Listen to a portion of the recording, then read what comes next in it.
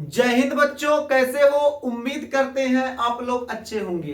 प्यारे बच्चों, आज का क्लास लेके फिर आप सबके बीच उपस्थित हो गए हैं। आज के क्लास में हम लोग अध्ययन करने वाले हैं सहायक जनन ग्रंथियां।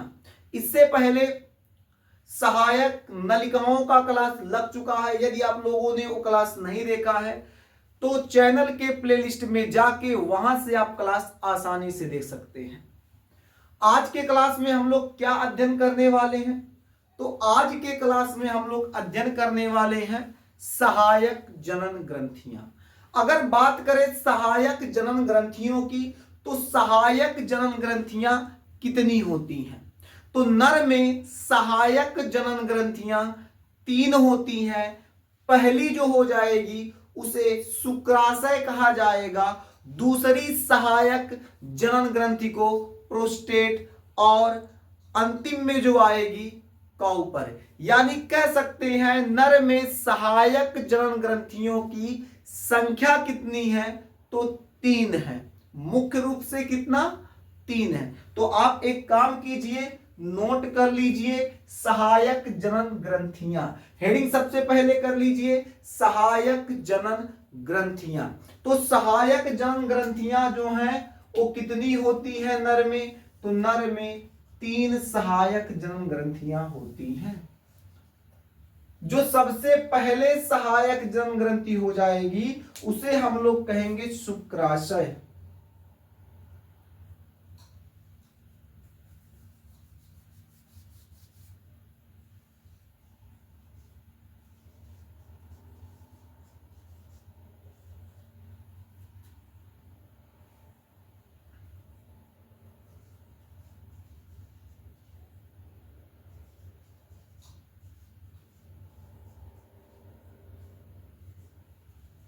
Seminal vesicle.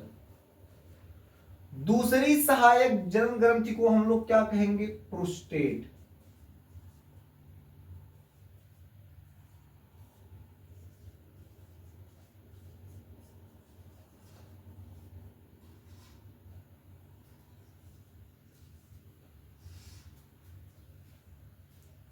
और तीसरी सहायक जनन ग्रंथि आपकी क्या हो जाएगी? काउपर।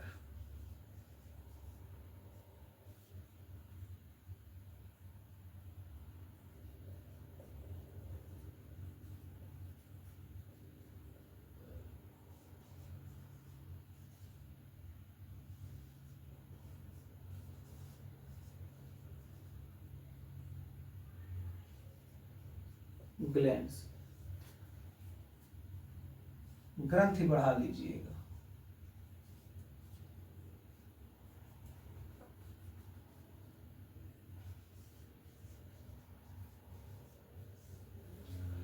तो सहायक जनन ग्रंथियों की संख्या कितनी होती है?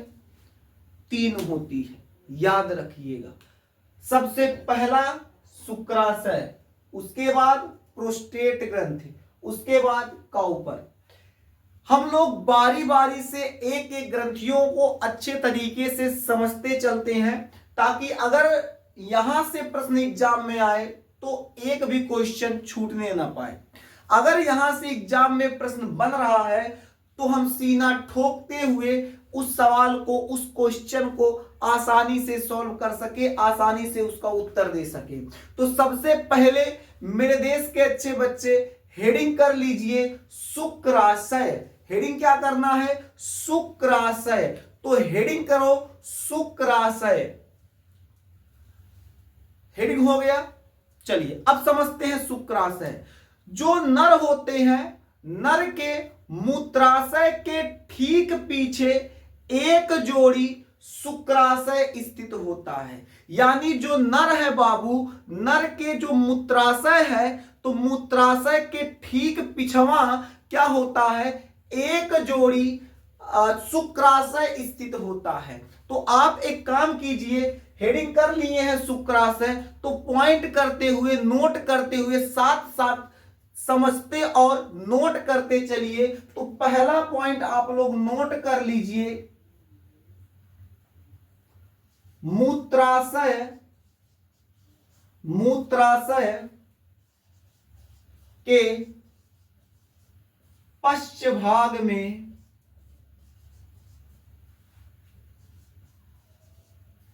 एक जोड़ी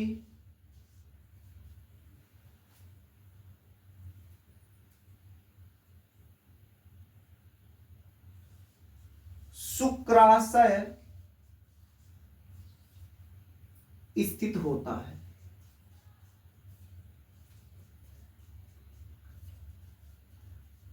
ठीक है, मूत्राशय के पश्च भाग में एक जोड़ी शुक्राशय स्थित होता है। अब ये जो मूत्राशय होता है उसके पीछे क्या स्थित होगा, तो शुक्राशय। कितना, एक जोड़ी। कहीं कहीं पे एक जोड़ी कहा जाता है, कुछ लोग इसे युग्मित कहते हैं। तो अगर युग्मित कहा जाए या एक जोड़ी कहा जाए तो बात एक है। एक जोड़ी माने दुई ठू। तो मूत्राशय के ठीक पीछे यानी दो ठू क्या उपस्थित होगा, शुक्राशय उपस्थित होगा। अब ये जो शुक्राशय होता है इसकी अगर लंबाई की बात करें तो कितनी लंबी होगी, तो जो शुक्राशय होता है 5 सेंटीमीटर लंबी होती है। कितनी लंबी होगी मेरे देश के अच्छे बच्चे, तो 5 सेंटीमीटर जो शुक्राशय होता है उसकी लंबाई होती है। और ये जो शुक्राशय है हल्के क्षारीय एवं चिपचिपे पदार्थ का स्राव करती है। तो कैसे पदार्थ का स्राव करेगी, तो क्षारीय एवं चिपचिपे, तो क्षारीय एवं चिपचिपे पदार्थ का स्राव करती है जो वीर्य का 60 से 70% भाग बनाता है।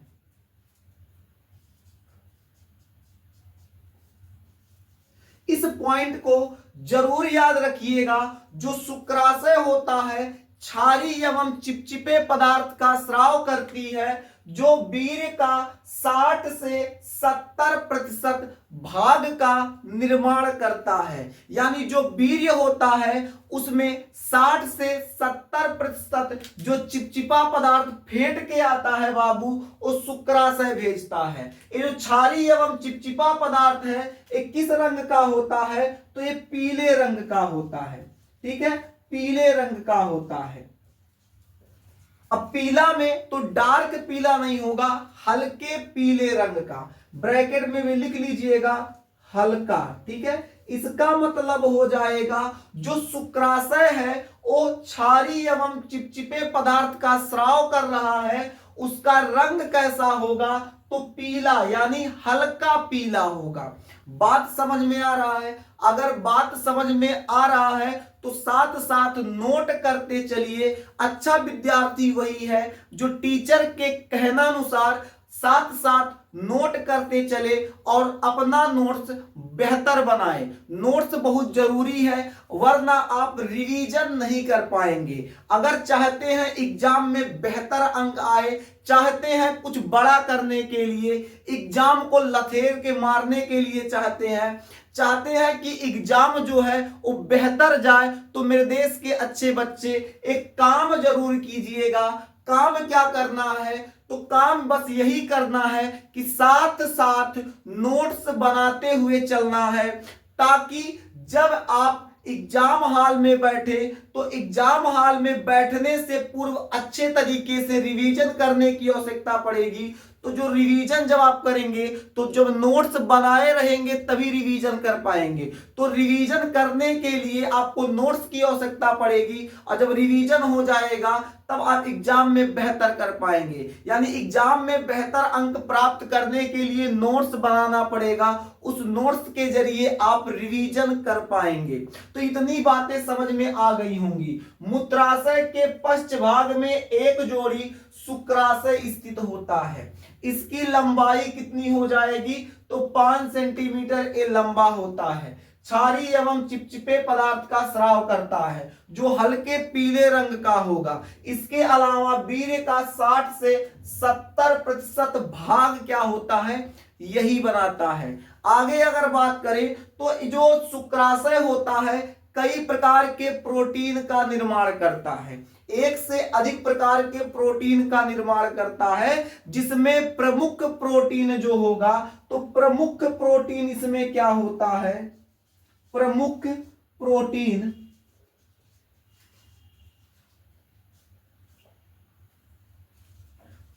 फ्रक्टोज,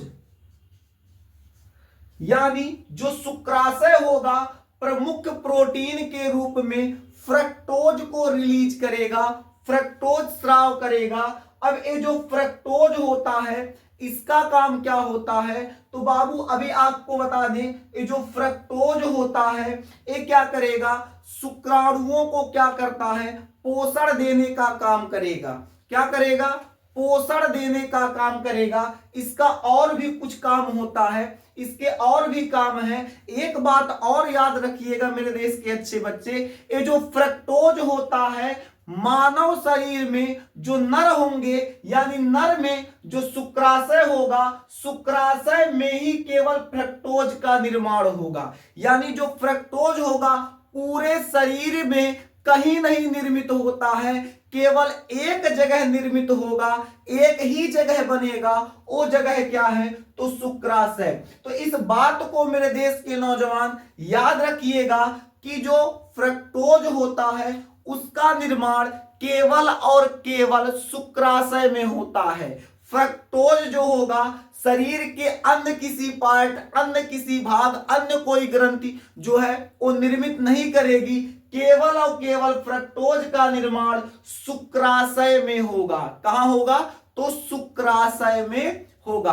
अब ये जो फ्रक्टोज होता है इससे क्या होता है, इसका उपयोग अलग अलग तरीके से किया जाता है। कुछ अपराधियों को पकड़ने के लिए भी फ्रक्टोज का उपयोग किया जाता है। उससे पहले एक पॉइंट आप नोट कर लीजिए। तो पॉइंट क्या नोट करेंगे, अभी आपको थोड़ी देर पहले बताए हैं, जो फ्रक्टोज होता है केवल कहां निर्मित होता है, शुक्राशय में, और शरीर के अन्य भाग में नहीं। तो आप इस पॉइंट को नोट कर लीजिए, यहां नोट कर लीजिएगा पॉइंट लगा के। फ्रक्टोज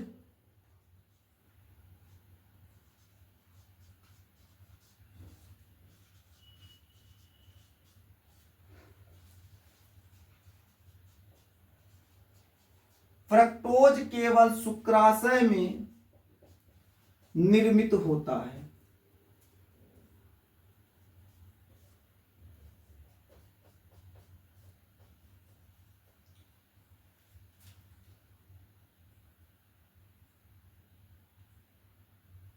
शरीर के अन्य किसी भी अंग में नहीं।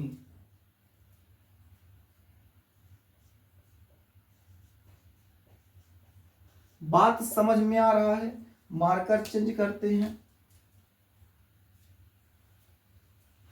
अब जो फ्रक्टोज होता है इसे अपराधियों को पकड़ने के लिए उपयोग कैसे किया जाता है। अब ध्यान देने वाली बात क्या है बालक, अब ध्यान देने वाली बात यह है कि ये जो फ्रक्टोज होता है ये अपराधियों को कैसे पकड़ता है। जब किसी बच्ची का रेप हो जाता है तो रेप के कंडीशन में ये जो फ्रक्टोज होता है ये मादा के योनि में उपस्थित होता है। तो जब क्या होता है उसका जांच होगा, उस बच्ची का जांच होगा, तो ये फ्रक्टोजवा वहां इंडिकेट करे, कहेगा हम अंदर बैठल हैं, देख हम अंदर बैठल हैं। तो जब ये बैठल रहेगा बाबू अंदर योनि के अंदर ये उपस्थित रहेगा, तो उसके बाद जब जांच किया जाएगा, लड़की बता दी कि फलाना लड़का था, तो फलाने लड़के का जब जांच होगा तो उसका फ्रक्टोजवा मैच करा दिया जाएगा। और जब मैच कराएगा तो जो बलात्कारी होगा, जो लड़का रेप किया है, वो लड़का आसानी से पकड़ा जाएगा। यानी जो रेपिस्ट हैं, रेपिस्टों में क्या होता है, ये जो फ्रक्टोज होता है, फ्रक्टोज क्या करता है, इंडिकेट कर देता है, और जो रेप करने वाले पुरुष होते हैं वो आसानी से पकड़े जाते हैं। तो जो बलात्कारी होते हैं उनको पकड़वाने में फ्रक्टोज अहम भूमिका निभाता है। यानी यही कह सकते हैं अपराधियों को पकड़ने के लिए क्या करता है, या अपराधियों को पहचानने के लिए फ्रक्टोज अहम योगदान देता है। इस बात को याद रखिएगा। बात अगर समझ में आ रहा हो तो एक काम कीजिएगा मेरे देश के अच्छे बच्चे, इसको एक बार नोट कर लीजिए। हम हट रहे हैं, जो भी छूटा हुआ है उसे पहले नोट कर लीजिए, ठीक है, नोट कीजिए।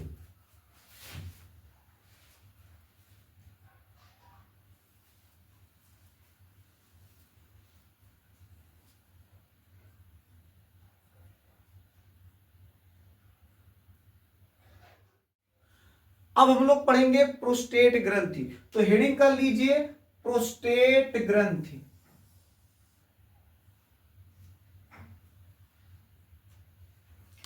ये जो प्रोस्टेट ग्रंथि होता है, सबसे पहले समझते हैं ये पाया कहां जाता है, यानी ये कहां स्थित होता है। तो मूत्राशय के आधारी भाग यानी नीचे की ओर, मूत्राशय के नीचे की ओर क्या होता है, प्रोस्टेट ग्रंथि जो होता है पाया जाता है। ये मूत्राशय जो होगा उसके ठीक नीचे प्रोस्टेट ग्रंथि पाया जाएगा। यानी हम लोग पहला पॉइंट इसमें लगा के लिखेंगे, क्या नोट करेंगे, मूत्राशय के आधारी भाग में स्थित होता है।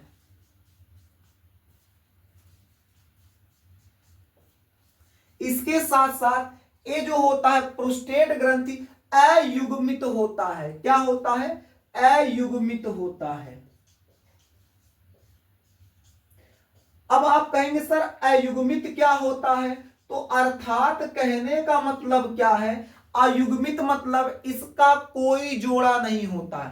बाबू जो प्रोस्टेट होता है वो अकेले होता है, सिंगल होता है, एकल होता है, ठीक है। यानी प्रोस्टेट ग्रंथि अयुग्मित अर्थात एकल होता है। एकल मतलब सिंगल, अकेला, कोई जोड़ा नहीं। बात करें अगर प्रोस्टेट ग्रंथि की, तो प्रोस्टेट ग्रंथि जो होता है हल्का चिपचिपे सफेद रंग के पदार्थ का स्राव करता है, जो आगे चलकर वीर्य का 20 से 30% भाग बनाता है। और इससे पहले अभी बताए थे जो शुक्राशय होता है इस 60 से 70% भाग बनाता है। बल्कि अभी क्या बता रहे हैं आपको, तो अभी ये बताया जा रहा है जो प्रोस्टेट ग्रंथि होता है वो क्या करता है, हल्के चिपचिपे श्वेत पदार्थ को क्या करता है, स्रावित करता है, जो वीर्य का 20 से 30% भाग बनाता है। इस पॉइंट को नोट कर लीजिए। तो नोट क्या करेंगे, ए हल्के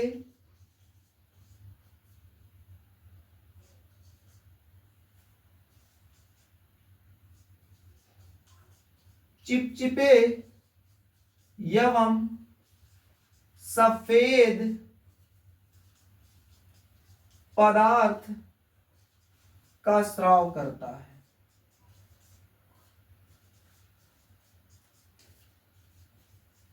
जो वीर्य का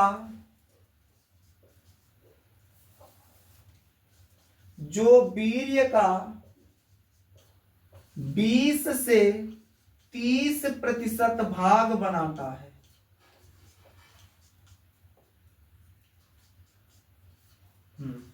ठीक है।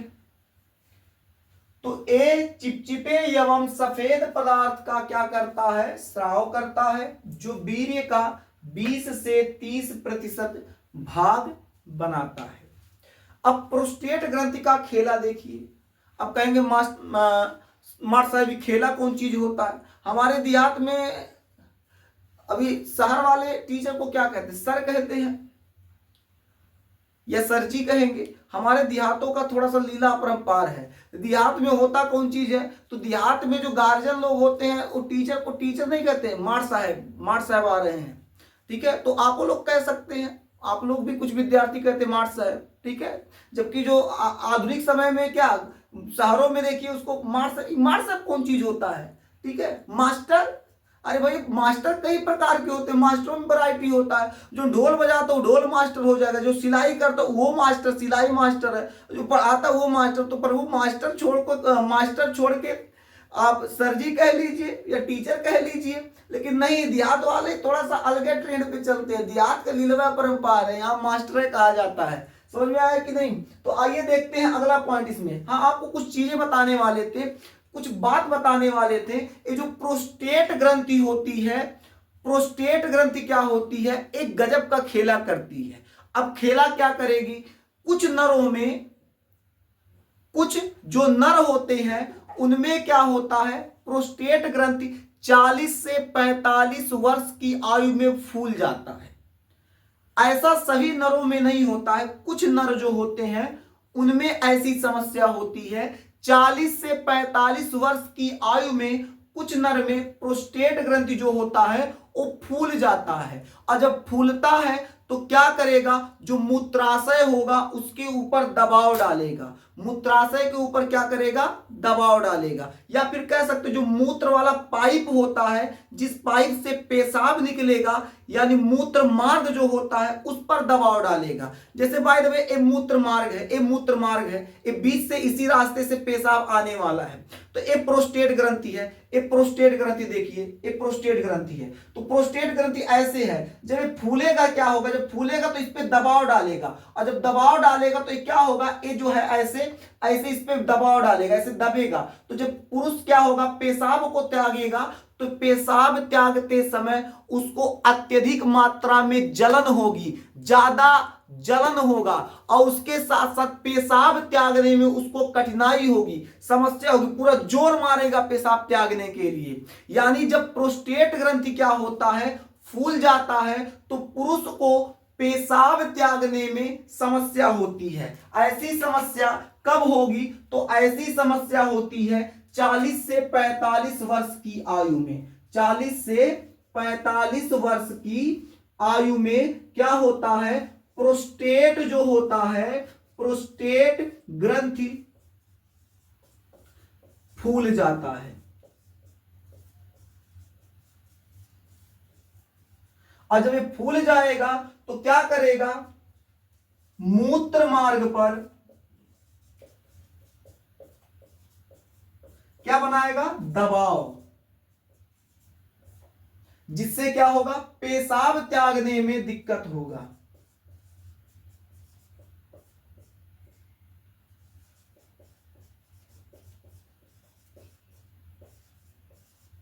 समस्या, ठीक है। तो 45 से 50 वर्ष की आयु में, माफ कीजिएगा, 40 से 45 वर्ष की आयु में प्रोस्टेट ग्रंथि जो होती है वो फूल जाता है। और फूलने के साथ साथ होता क्या है, एक मूत्र मार्ग पर दबाव बनाने लगता है, जिससे पुरुष को पेशाब त्यागने में क्या होती है, समस्या होती है, परेशानी होती है। अब कहेंगे सर इस समस्या का कोई निदान हो, बता दीजिए। तो इस समस्या का एक ही निदान है, ऑपरेशन। जब प्रोस्टेट में क्या होता है, ऐसी समस्या आती है, तो इस समस्या के समाधान के लिए एक खतरनाक समाधान है। डॉक्टर के पास जाइए और अपनी समस्या दिल खोल के बताइएगा, शर्माइएगा नहीं, क्योंकि बायोलॉजी का मास्टर वो बहुत बेशरम होता है। अगर बायोलॉजी का मास्टर शर्मा के पढ़ाएंगे, हम कैसे पढ़ाएं, हमको समझ में नहीं आ रहा है, ये कैसे उसको कहे प्रोस्टेट है, कैसे कहे पेशाब त्यागने में दिक्कत हो रहा है, जबकि तबिया बेशर्मी से लिखी दिया है, तो हम बेशर्मी से पढ़ाई दे रहे हैं, ताकि आपको किसी प्रकार की समस्या ना हो, आज भी और भविष्य में भी। आज जान लोगे तो आपका परीक्षा निकल जाएगा, और भविष्य में जाने रहोगे तो कोई समस्या नहीं आएगा। समझ में आया कि नहीं? इन तो बायोलॉजी वर्तमान और भविष्य दोनों में काम आने वाली चीज है, बहुत जबरदस्त है। अगर आप आज पढ़ रहे हैं तो परीक्षा तो निकाल ही देगा, उसके साथ साथ फिर भविष्य में भी आपको फिर क्या होगा, किसी प्रकार की समस्या नहीं आने देगा। तो कहने का मतलब क्या है, डॉक्टर के पास जाइएगा और डॉक्टर से क्या कीजिएगा, अपनी दिल की बात खोल के रख दीजिएगा कि डॉक्टर साहब ऐसे ऐसे समस्या है, पेशाब त्यागने में समस्या आ रहा है, तो समझ जाएगा इसके प्रोस्टेट में समस्या है, तो कहेगा ऐसी बात है, कोई टेंशन की बात नहीं, ऑपरेशन होगा, ठीक ठाक हो जाओगे, मेंटेन रहोगे, चकाचक रहोगे, कोनो दिक्कत नहीं है। समझ में आ गया कि नहीं। हाँ, एक चीज और प्रोस्टेट में होता है, कभी कभी क्या होता है, प्रोस्टेट ग्रंथि में कुछ समस्याओं के कारण कुछ दिक्कत आ जाता है, तो उसके कारण प्रोस्टेट कैंसर हो जाता है, बहुत घातक चीज होता है। ये कैंसर प्रोस्टेट में हो जाएगा तो इंसान धीरे धीरे धीरे धीरे निपटने कगार पे हो जाता है। तो प्रोस्टेट ग्रंथि से एक घातक कैंसर होता है जिसे हम लोग प्रोस्टेट कैंसर कहते हैं। समझ में आ रहा है मेरे देश के अच्छे बच्चे? अगर समझ में आ रहा है तो इतना नोट कर लीजिए। फिर हम लोग क्या पढ़ते हैं, फिर पढ़ते हैं काउपर ग्रंथियां। नोट कीजिए,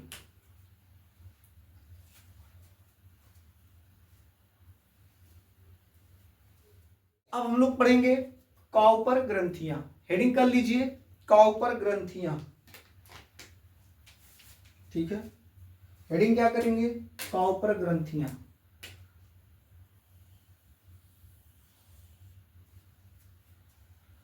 काउपर ग्रंथियां हो गया हेडिंग। चलिए समझते हैं। ये जो प्रोस्टेट ग्रंथि होती है, ठीक इसी के नीचे एक जोड़ा यानी युग्मित काउपर ग्रंथियां पाई जाती हैं। प्रोस्टेट ग्रंथि के ठीक नीचे एक जोड़ी काउपर ग्रंथियां पाई जाती हैं। प्रोस्टेट ग्रंथियों का कोई जोड़ा नहीं होता, ये सिंगल होते हैं, जबकि काउपर ग्रंथियां जो होंगी वो क्या होती हैं, एक जोड़ी होती हैं। तो पहला पॉइंट इसमें हो जाएगा, तो काउपर ग्रंथि की पहला पॉइंट क्या हो जाएगा, ए प्रोस्टेट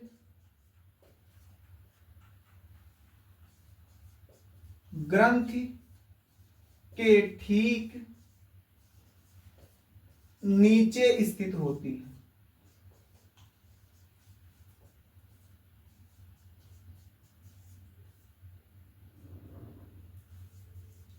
कहां स्थित होती है, तो प्रोस्टेट ग्रंथि के ठीक नीचे स्थित होंगी। अब ये जो काउपर ग्रंथि होती है वो भी हल्के चिपचिपे पदार्थ का स्राव करती है। ये जो हल्के चिपचिपे पदार्थ का स्राव करेगी, ये जो पदार्थ होगा वो मूत्र की जो नलिका होती है यानी मूत्र मार्ग जो होता है उसमें ऐसे जाएगा, और जब उसमें जाएगा तो मूत्र मार्ग में जो अम्लीयता रहेगा उस अम्लीयता को क्या करेगा, समाप्त कर देगा। यानी काउपर ग्रंथियां जो होती हैं, काउपर ग्रंथियां हल्के चिपचिपे पदार्थ का स्राव करेंगी, जो क्या करेगा, मूत्र मार्ग में जाकर वहां की अम्लीयता को समाप्त कर देगा। तो पॉइंट क्या लगाएंगे आप लोग, दूसरा पॉइंट लगाइएगा, ए हल्के एवं चिपचिपे, ए हल्के एवं चिपचिपे पदार्थ का स्राव करती है।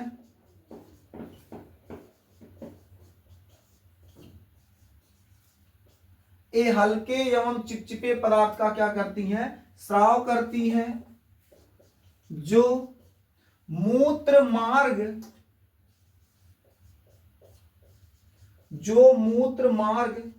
के अम्लीयता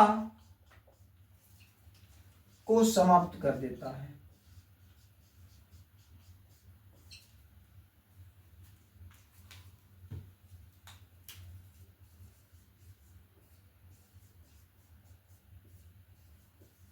मूत्रमार्ग की अम्लीयता को क्या करेगा, समाप्त कर देता है।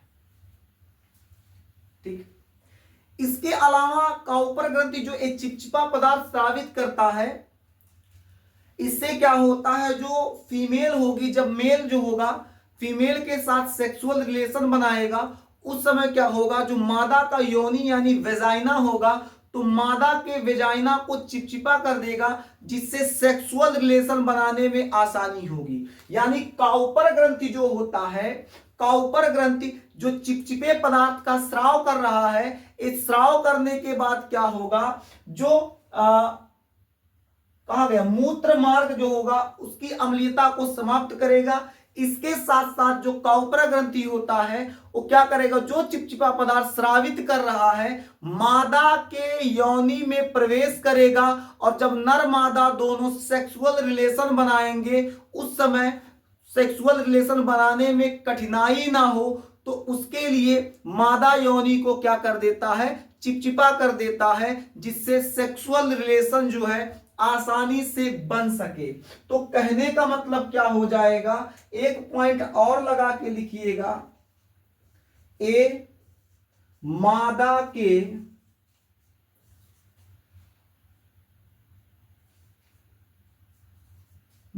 के योनि को चिपचिपा करता है।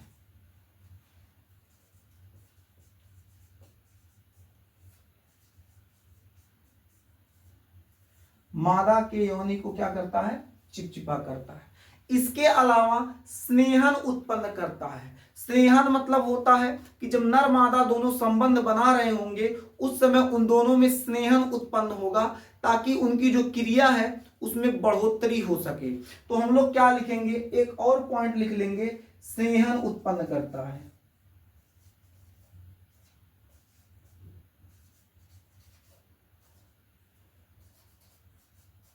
स्नेहन उत्पन्न करता है।